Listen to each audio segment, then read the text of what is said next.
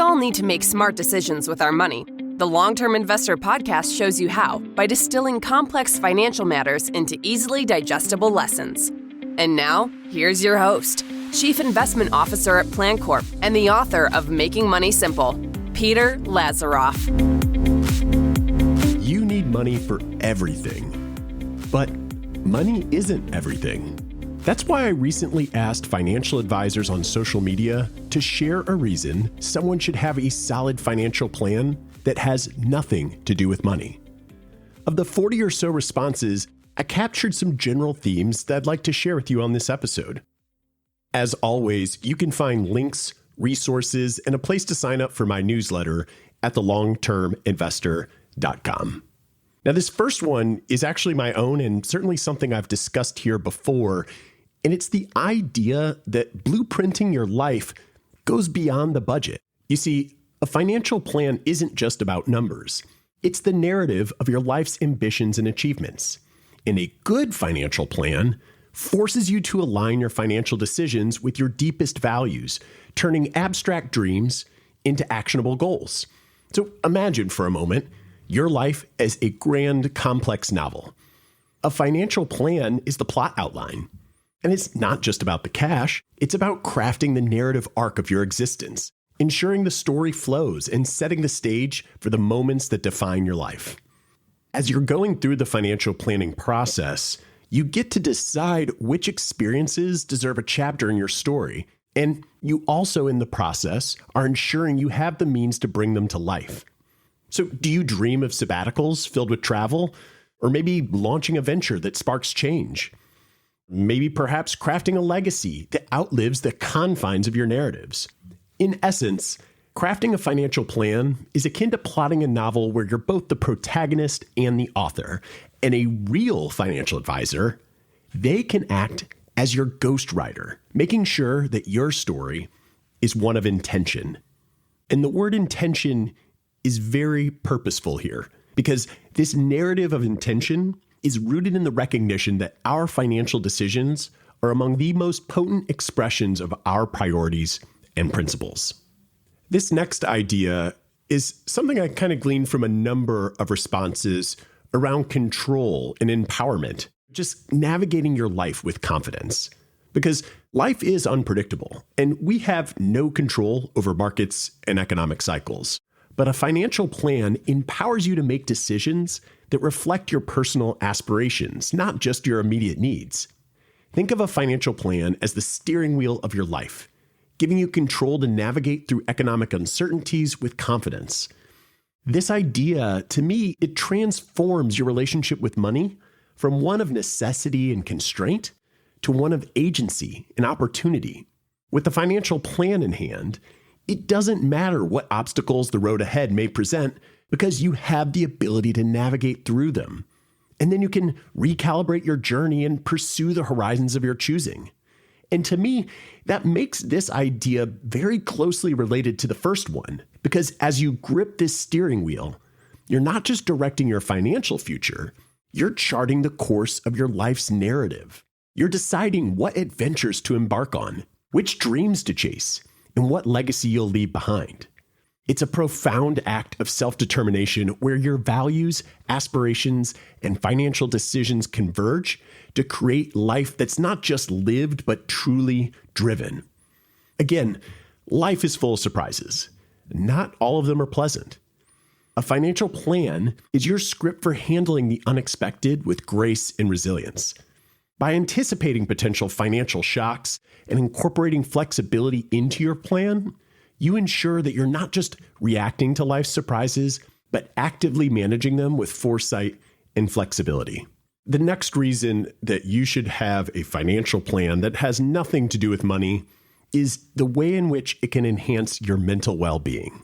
In a world where economic uncertainties loom large, the peace of mind afforded by a solid financial plan cannot be overstated. Something that seems to surprise people who are going through the financial planning process for the first time is how that process acts as a psychological safety net, just because it's demystifying the future and transforming anxiety into action, which in turn acts as the foundational pillar for mental health.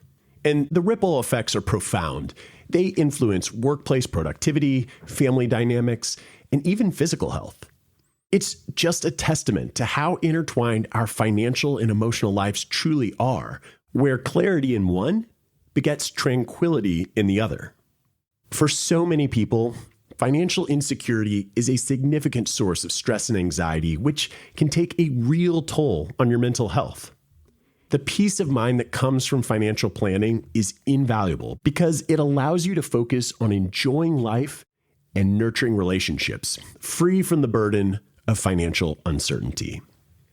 The next non-financial reason that financial planning is so important is the way in which it strengthens the bonds with loved ones. Money's often considered a taboo topic, and it can become a source of contention within families.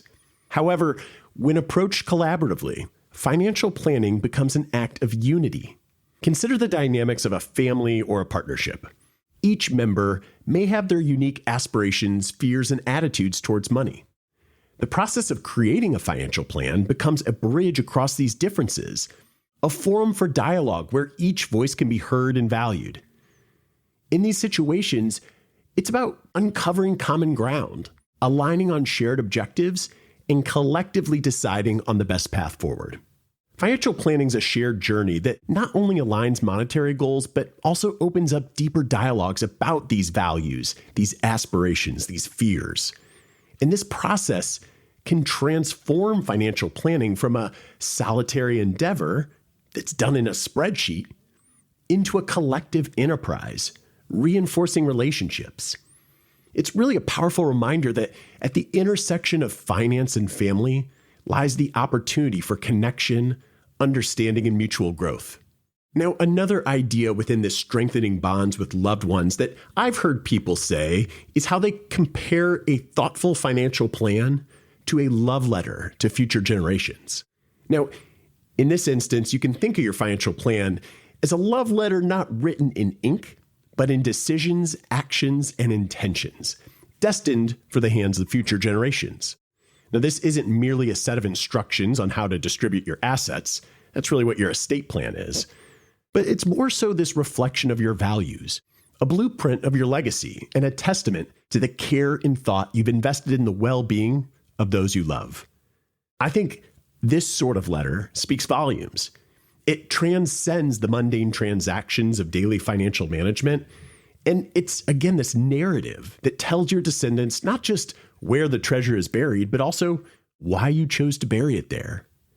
It encompasses everything from the provision of education funds, ensuring the gift of knowledge, to the establishment of charitable donations, demonstrating a commitment to generosity, to the thoughtful distribution of assets, highlighting the importance of stewardship over wealth.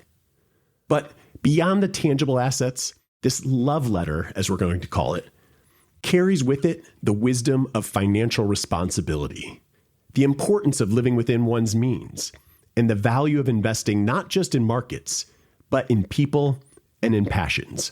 So it's really about setting an example that wealth is not measured by the zeros in one's bank account, but by the impact one makes in the world and the legacy one leaves behind.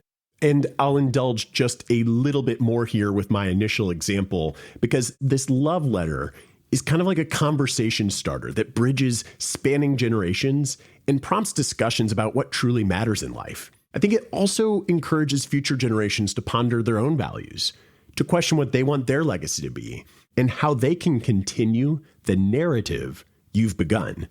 So it's an invitation to add their own chapters to the family story, to build upon this foundation you've laid, and to make their own mark on the world. The final non-financial reason to embrace financial planning is that it values time as your greatest asset. Recognizing time as a finite resource, a financial plan helps you prioritize how you spend it, ensuring that your actions reflect your true priorities. A financial plan encourages you to invest time in what brings you joy, fulfillment, and a sense of accomplishment, rather than wasting it on pursuits that don't align with your values. This mindful approach to time management enriches your life, making every moment count. And so in this way, a financial plan transforms time from a fleeting resource into a strategic asset. Naturally, you want to maximize that strategic asset during your lifetime, but through thoughtful estate planning and charitable giving, our time on this earth can leave ripples across generations, impacting lives and shaping futures long after we've passed, which is really just a testament to the transformative power of financial planning, turning the finite into the infinite and the ephemeral into the enduring. As always, thanks for listening, and I will see you next week. Thanks for listening to the Long-Term Investor Podcast. To access free financial resources and submit questions to be answered on the show, visit thelongterminvestor.com. Peter Lazaroff is an employee of PlanCorp and BrightPlan. All opinions expressed by Peter and any podcast guests are solely their own opinions and do not reflect the opinions of PlanCorp or BrightPlan. This podcast is for informational purposes only and should not be relied upon as a basis for investment decisions. Clients of PlanCorp and BrightPlan may maintain positions in the securities discussed in this podcast.